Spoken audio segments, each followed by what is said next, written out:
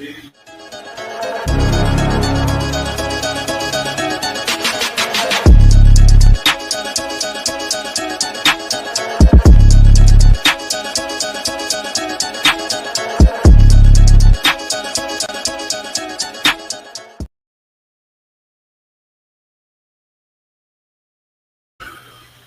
up, YouTube? It's me, the Artist MC, and today I'm going to give you my review reaction to Peacemaker Season 2, Episode 2. Man, this is only as good as this bird. Well,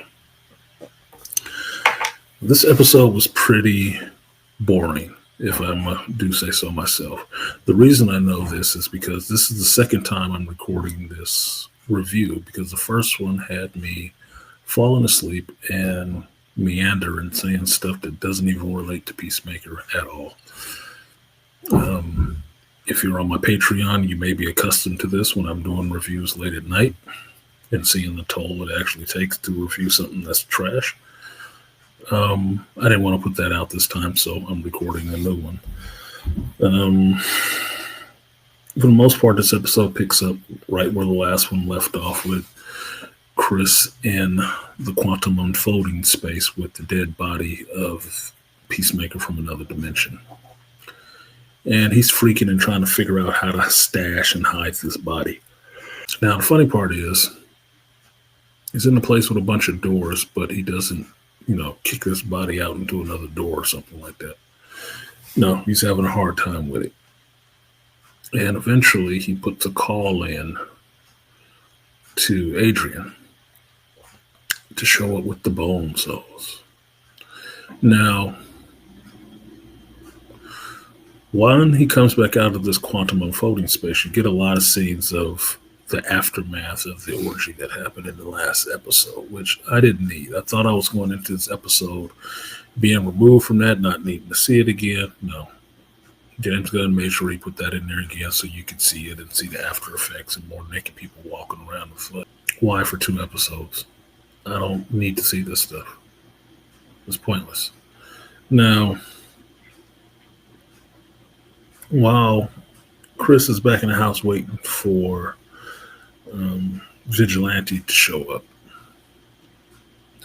outside in the surveillance van is Economos, and Economos is joined by Flurry, which is played by Tim Meadows. Now, this character is a little odd, in a sense, because he just gives everybody nicknames right off the bat. And it's basically playing on the trope that he is an old, uberly masculine dude, and Economos is a big nerd. So a lot of the jokes and whatnot he makes is about him having relations with women to where Economos doesn't understand. Now, he does get the word finally that he is there to monitor Economos because Argus does not trust him, or at least Flag Senior does not trust him.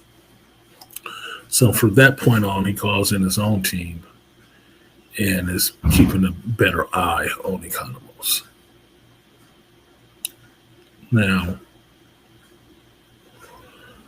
when Vigilante shows up at Peacemaker's home, he takes him into the quantum unfolding space. And they do have a lot of scenes of them talking while in the background all this, naked bodies and stuff is going around.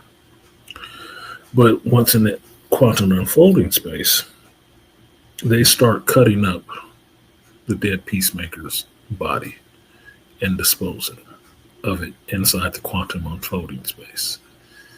Now, it's a bit gross, but it is par for the course for something from James Gunn, that you would have sexuality and brutality and humor all mixed in together.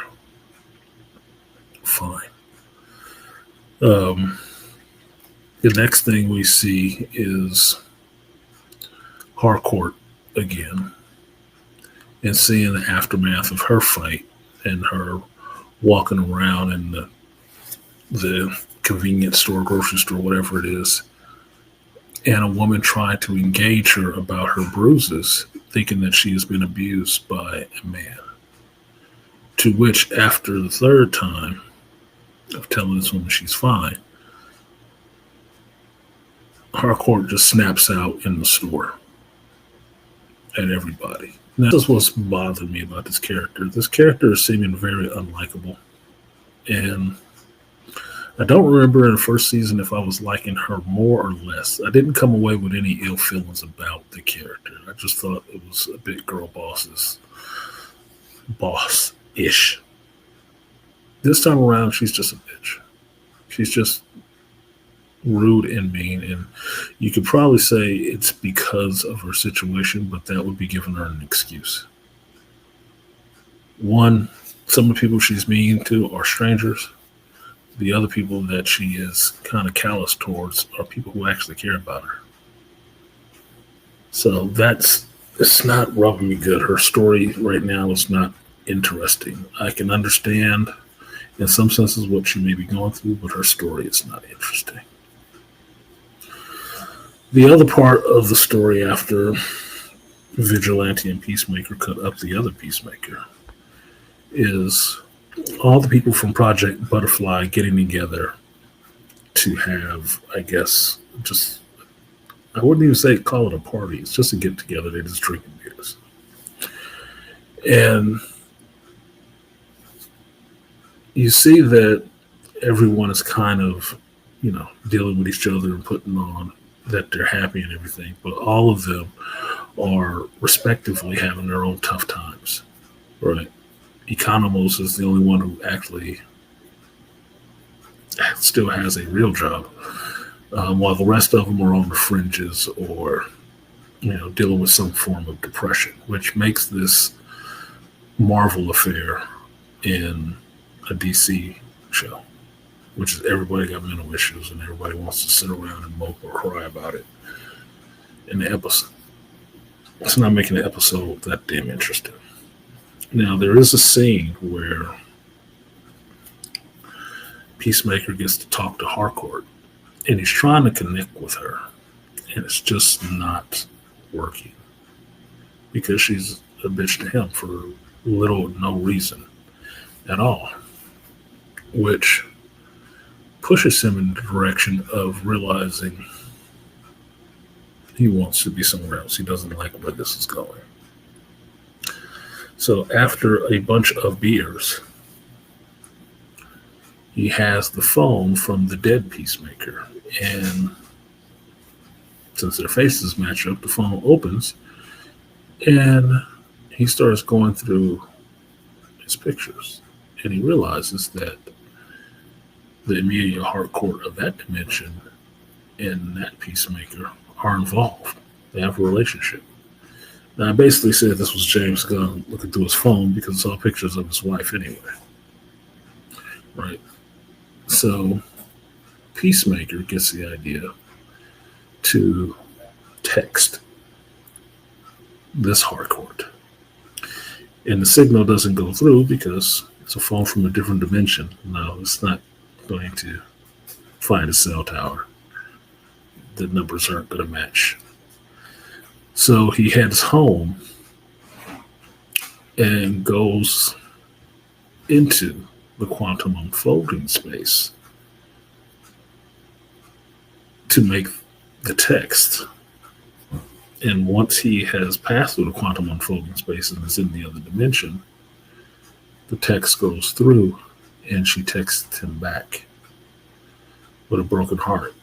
And the episode kind of ends with him sitting there with what seems like starting to have a text conversation in the other dimension with Harcourt from that dimension, which is like bad juju. It's kind of like messing with somebody's wife, even though it was you from another dimension. It's weird. Now, the scene that happens in between there, right before, is a scene for Eagly, right? Where Tim Meadows and his crew want to find the source of these anomalies that are emanating from Peacemaker's house. So they wait till he leaves to go to the party with the rest of the folks from Project Butterfly. So he goes in with his team, and while the team does find the doorway and can see the energy emanating from the doorway, they are attacked in the house by the only occupant there. And the only occupant is Eagly. Eagly beats this little tactical team's ass. The Eagle. Now, I don't know how Eagle was flying indoors, but it's CG, so we're going to let it fly. And by the time this Eagle has kicked them out of the house, and they're outside and they've all been attacked. One guy got his eyeball ripped out, the other got her neck punctured and stuff like that. They have some serious wounds and are going to the hospital. The Eagle gets a moment to just, strut and walk around like a badass. And I'm sitting there thinking that this is not Rocket Raccoon. This is not what you can get away with this. But it happened. It's over. Eagly got to kick somebody's ass. It was an episode for the Eagles. Fine. I was thinking of that video online. It might have been on Instagram with the eagle and the animated arms come out and they're playing the American Fuck Yes. Fuck Yes song from Team America. Yeah.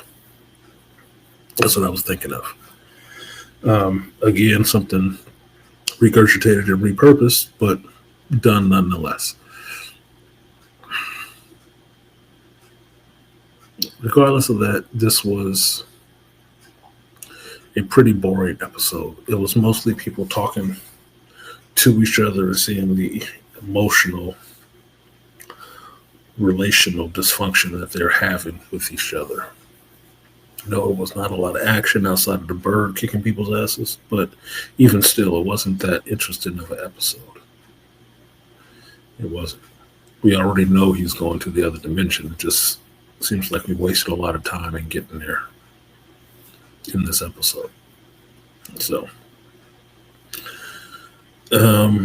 not high marks for this second episode, and I'm thinking it's getting brought down because some of the pains and stains from the last episode dragged into this one. It is what it is. But for the most part, yeah, you can skip it. You can move on to episode 3 and maybe you'll catch something more interesting. But this episode was not it. So that's it for me. That is my review to Peacemaker Season 2, Episode 2. Like, share, subscribe, support the Trinity Reveal Song Con. I have been Artisan MC, and I will see you next time.